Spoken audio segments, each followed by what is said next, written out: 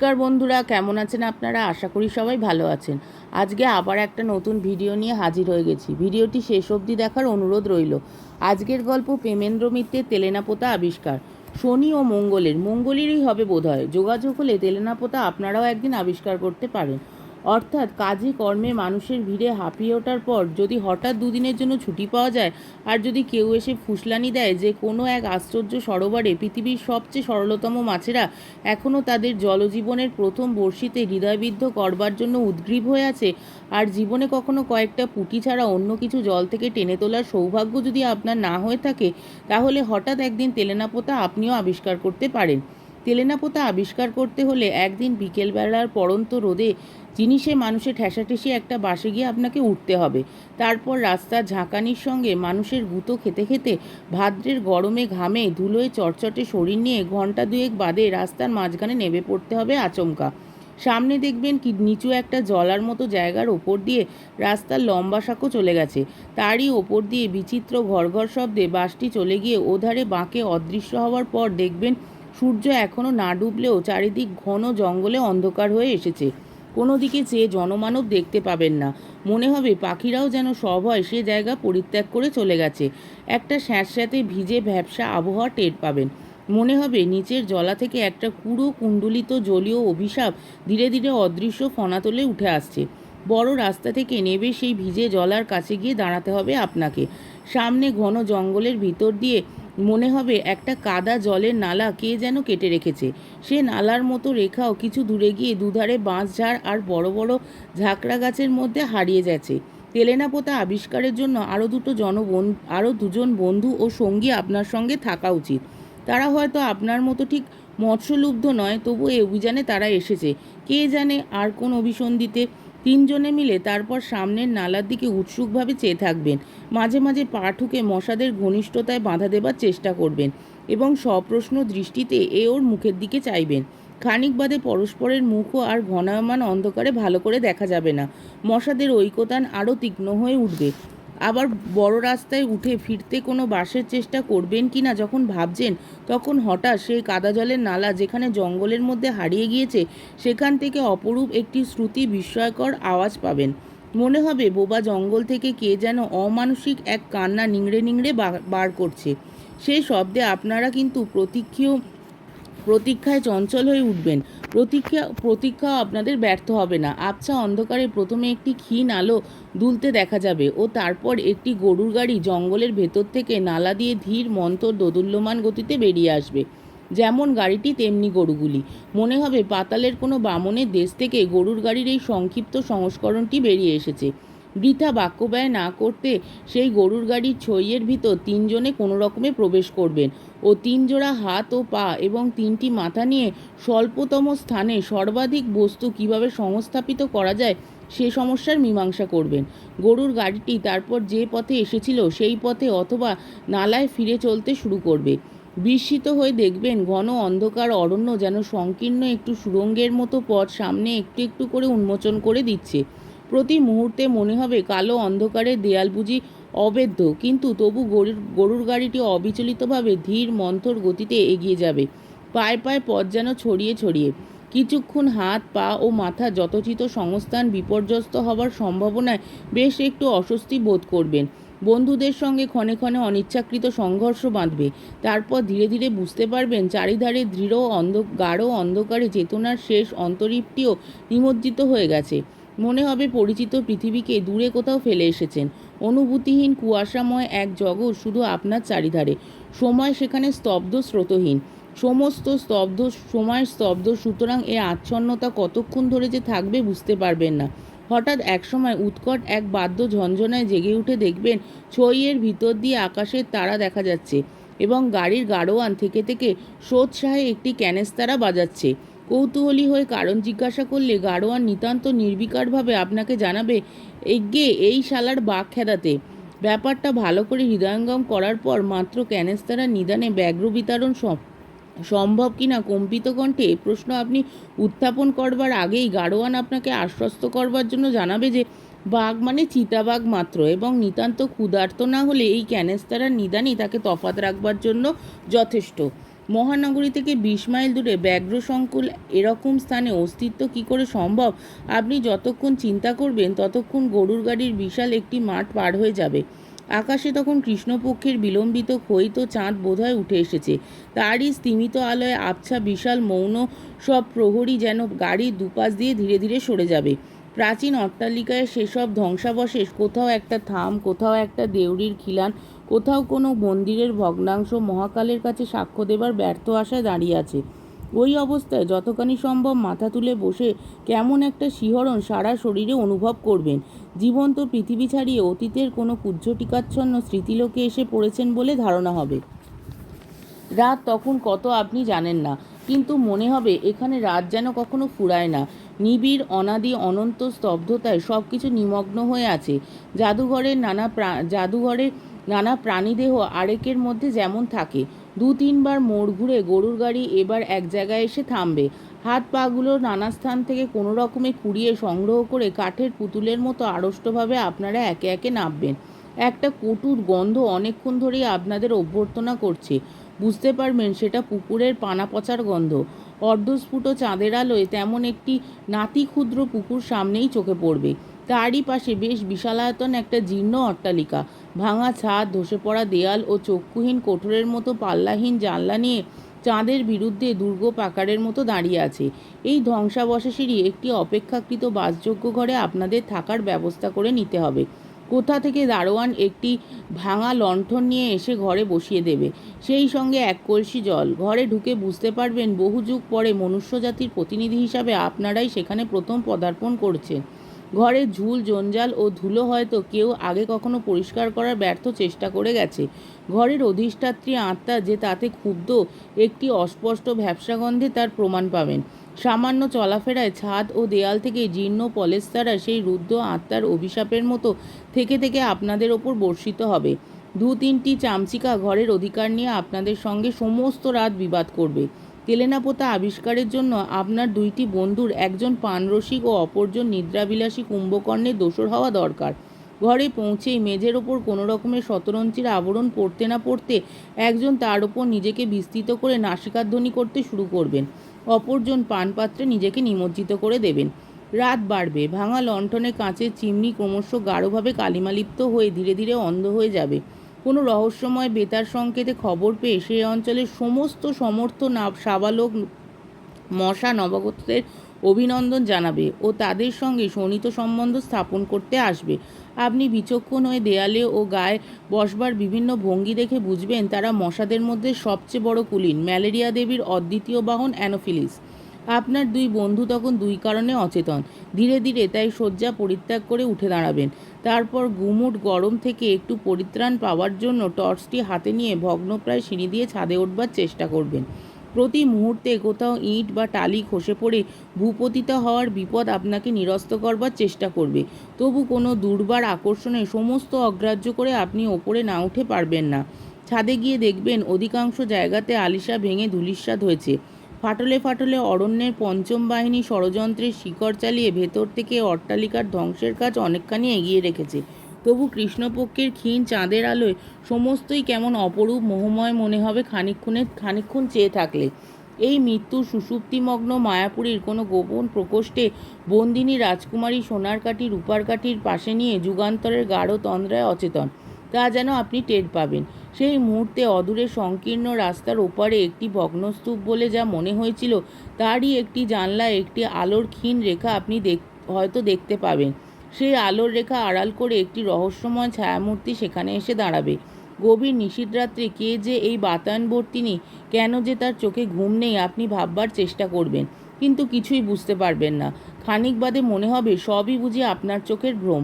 বাতায়ন থেকে যে ছায়া সরে গেছে, আলোর ক্ষীণ রেখা গেছে মুছে। মনে হবে এই ধ্বংসপুরীর অতল নিদ্রা থেকে একটি স্বপ্নের বুদবুদ ক্ষণিকের জন্য জীবনের জগতে ভেসে উঠে আবার মিলিয়ে গেছে। আপনি আবার সন্তর্পণে নিচে নেমে আসবেন এবং কখন একসময় 2 বন্ধুর পাশে একটু জায়গা করে ঘুমিয়ে পড়বেন জানতে পারবেন না। যখন জেগে উঠবেন তখন অবাক হয়ে দেখবেন এই রাত্রির দেশেও সকাল হয়, পাখির কলরবে চারদিক ভরে যায়। আপনার আসল উদ্দেশ্য আপনি নিশ্চয়ই বিস্মিত হবেন না। একসময় ষোড়শোপচার আয়োজন নিয়ে মৎস্য আরাধনার জন্য শ্যাওলা ঢাকা ভাঙা ঘাটের একটি ধারে বসে গুড়িপানার সবুজ জলের মধ্যে যথোচিত নৈবেদ্য সমেত বড়শি নামিয়ে দেবেন। বেলা বাড়বে। ওপারে ঝুঁকে পড়া একটা বাঁশের ডগা থেকে একটা মাছরাঙা পাখি ক্ষণে ক্ষণে আপনাকে যেন উপহাস করার জন্যেই বাতাসে রঙের ঝিলিক বুলিয়ে পুকুরের জলে ঝাঁপিয়ে পড়বে ও সার্থক শিকারের উল্লাসে আবার বাঁশের ডগায় ফিরে গিয়ে দুর্বোধ্য ভাষায় আপনাকে বিদ্রূপ করবে। আপনাকে সশস্ত্র করে একটা মোটা লম্বা সাপ ভাঙা ঘাটের কোনো ফাটল থেকে বেরিয়ে ধীর অচঞ্চল গতিতে পুকুরটা সাঁতরে পার হয়ে ওধারে গিয়ে উঠবে। দুটো ফড়িং পাল্লা দিয়ে পাতলা কাঁচের মতো পাখা নেড়ে আপনার ফাতনাটার উপর বসবার চেষ্টা করবে ও থেকে থেকে উদাস ঘুঘুর ডাকে আপনি আনমনা হয়ে যাবেন। তারপর হঠাৎ জলের শব্দে আপনার চমক ভাঙবে। নিথর জলে ঢেউ উঠেছে, আপনার ছিপের ফাতনা মৃদুমন্দভাবে তাতে দুলছে। ঘাড় ফিরিয়ে দেখবেন একটি মেয়ে পেতলের একটি ঝকঝকে ঘড়ায় পুকুরের পানা ঢেউ দিয়ে সরিয়ে জল ভরছে। মেয়েটির চোখে কৌতূহল আছে, কিন্তু গতিবিধিতে সলজ্জ আড়ষ্টতা নেই। সোজাসুজি সে আপনার দিকে তাকাবে, আপনার ফাতনা লক্ষ্য করবে, তারপর আবার মুখ ফিরিয়ে ঘোড়াটা কোমরে তুলে নেবে। মেয়েটি কোন বয়সের আপনি বুঝতে পারবেন না। তার মুখের শান্ত করুণ গাম্ভীর্য দেখে মনে হবে জীবনের সুদীর্ঘ নির্মম পথ সে পার হয়ে এসেছে। তার ক্ষীণ দীর্ঘ অস্ফুট শরীর দেখলেই মনে হবে কৈশোর অতিক্রম করে যৌবনে উত্তীর্ণ হওয়া তার যেন স্থগিত হয়ে আছে। কলসি নিয়ে চলে যেতে যেতে ফিরে তাকিয়ে মেয়েটি হঠাৎ বলবে, বসে আছেন কেন, টান দিন। সে কণ্ঠ এমন শান্ত মধুর গম্ভীর যে এভাবে আপনা থেকে অপরিচিতের সঙ্গে কথা বলা আপনার মোটেই অস্বাভাবিক ঠেকবে না।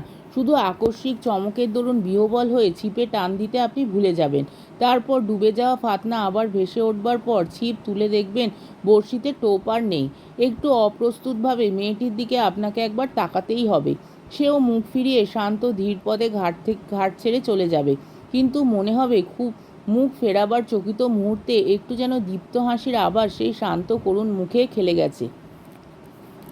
পুকুরের ঘাটের নির্জনতা আর ভঙ্গ হবে না তারপর। ওপারের মাছরাঙাটা আপনাকে লজ্জা দেবার নিষ্ফল চেষ্টা ত্যাগ করে অনেক আগেই উড়ে গেছে। মাছেরা আপনার শক্তি সামর্থ্য সম্বন্ধে গভীর অবজ্ঞা নিয়েই বোধহয় আর দ্বিতীয়বার প্রতিযোগিতায় নামতে চাইবে না। খানিক আগের ঘটনাটা আপনার কাছে অবাস্তব বলে মনে হবে। এই জনহীন ঘুমের দেশে সত্যি ওরকম মেয়ে কোথাও আছে আপনি বিশ্বাস করতে পারবেন না। এক সময় হতাশ হয়ে আপনাকে সাজ সরঞ্জাম নিয়ে উঠে পড়তে হবে। ফিরে গিয়ে হয়তো দেখবেন আপনার মৎস্য শিকার নৈপুণ্যের বৃত্তান্ত ইতিমধ্যে কেমন করে আপনার বন্ধুদের কর্ণগোচর হয়েছে। তাদের পরিহাসে ক্ষুণ্ণ হয়ে এই কাহিনী কোথায় তারা শুনল জিজ্ঞাসা করে হয়তো আপনার প্রাণরসিক বন্ধু কাছে শুনবেন। কে আবার বলবে এইমাত্র যামিনী নিজের চোখে দেখে এলো যে। আপনাকে কৌতূহলী হয়ে যামিনীর পরিচয় জিজ্ঞাসা করতেই হবে। তখন হয়তো জানতে পারবেন যে পুকুরঘাটে সেই অবাস্তব করুণ নয়না মেয়েটি আপনার প্রাণরসিক বন্ধুটির জ্ঞাতিস্থানীয়া। সেই সঙ্গে আরও শুনবেন যে দ্বিপ্রহরিক আহারের ব্যবস্থাটা সেদিনকার মতো ওদের ওখানেই হয়েছে। যে ভগ্নস্তূপে গতরাত্রে ক্ষণিকের জন্য একটি ছায়ামূর্তি আপনার বিস্ময় উৎপাদন করেছিল, দিনের রূঢ় আলোয় তার শ্রীহীন জীর্ণতা আপনাকে অত্যন্ত পীড়িত করবে। রাত্রির মায়াবরণ সরে গিয়ে তার নগ্ন ধ্বংসমূর্তি এত কুৎসিত হয়ে উঠতে পারে আপনি ভাবতে পারেননি। এইটি যামিনীদের বাড়ি জেনে আপনি অবাক হবেন। এই বাড়িরই একটি ঘরে আপনাদের হয়তো আহারের ব্যবস্থা হয়েছে। আয়োজন যৎসামান্য, হয়তো যামিনী নিজেই পরিবেশন করছে। মেয়েটির অনাবশ্যক লজ্জা বা আড়ষ্টতা যে নেই আপনি আগেই লক্ষ্য করেছেন। শুধু কাছ থেকে তার মুখের করুণ গাম্ভীর্য আরও বেশি করে আপনার চোখে পড়বে। এই পরিত্যক্ত বিস্মিত জনহীন লোকালয়ের সমস্ত মৌন বেদনা যেন তার মুখে ছায়া ফেলেছে। সব কিছু দেখেও তার দৃষ্টি যেন গভীর এক ক্লান্তির অতলতায় নিমগ্ন। একদিন যেন সে এই ধ্বংসস্তূপেই ধীরে ধীরে বিলীন হয়ে যাবে। আপনাদের পরিবেশন করতে করতে দু চারবার তাকে তবু চঞ্চল ও উদ্বিগ্ন হয়ে উঠতে আপনি দেখবেন। ওপরতলার কোনো ঘর থেকে ক্ষীণ একটা কণ্ঠ যেন কাকে ডাকছে।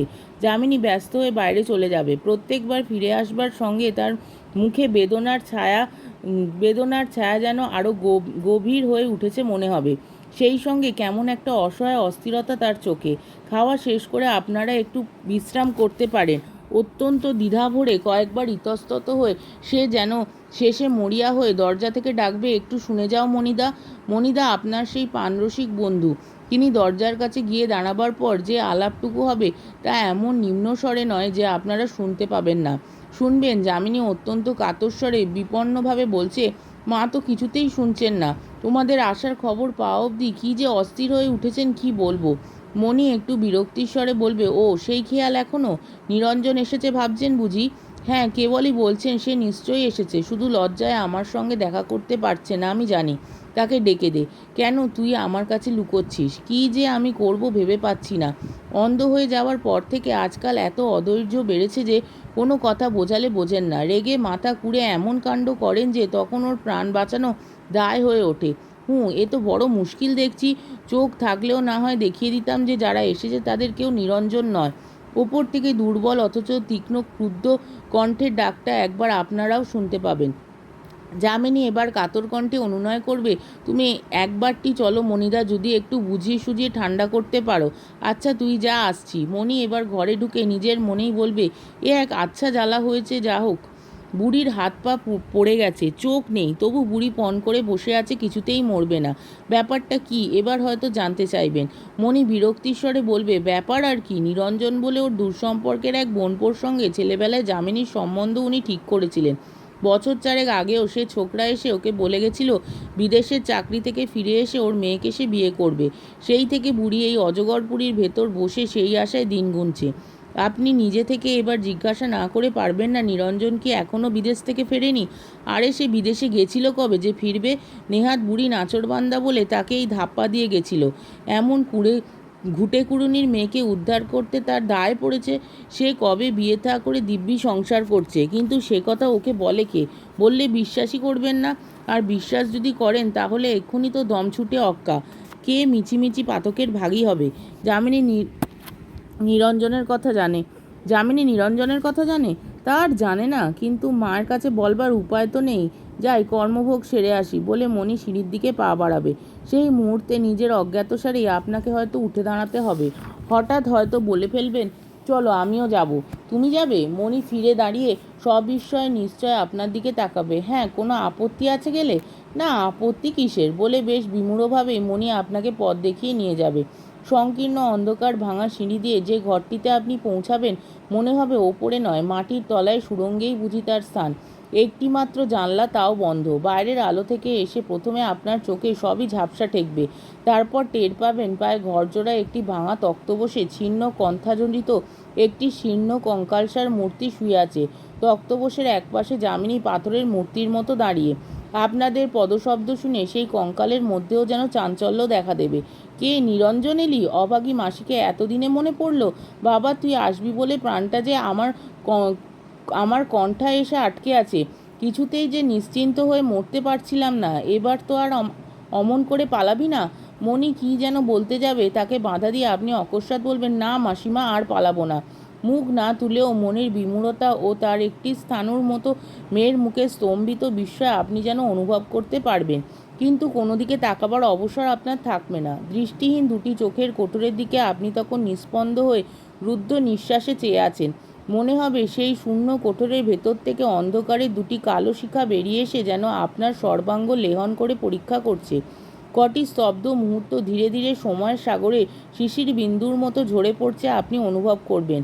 তারপর শুনতে পাবেন, আমি জানতুম তুই না এসে পারবি না বাবা, তাই তো এমন করে এই প্রেতপুরি পাহারা দিয়ে দিন গুনছি। বৃদ্ধা এতগুলি কথা বলে হাঁপাবেন। চকিতে একবার যামিনীর ওপর দৃষ্টি বুলিয়ে নিয়ে আপনার মনে হবে বাইরের কঠিন মুখোশের অন্তরালে তার মধ্যেও কোথাও যেন কি ধীরে ধীরে গলে যাচ্ছে। ভাগ্য ও জীবনের বিরুদ্ধে গভীর হতাশার উপাদানে তৈরি এক সুদৃঢ় শপথের ভিত্তি আগলা হয়ে যেতে আর বুঝি দেরি নেই। বৃদ্ধা আবার বলবেন, যামিনীকে নিয়ে তুই সুখী হবি বাবা। আমার পেটে হয়েছে বলে বলছি না, এমন মেয়ে হয় না। শোকে তাপে বুড়ো হয়ে মাথার ঠিক নেই। রাত দিন খিটখিট করে মেয়েটাকে যে কত যন্ত্রণা দিই তা কি আমি জানি না?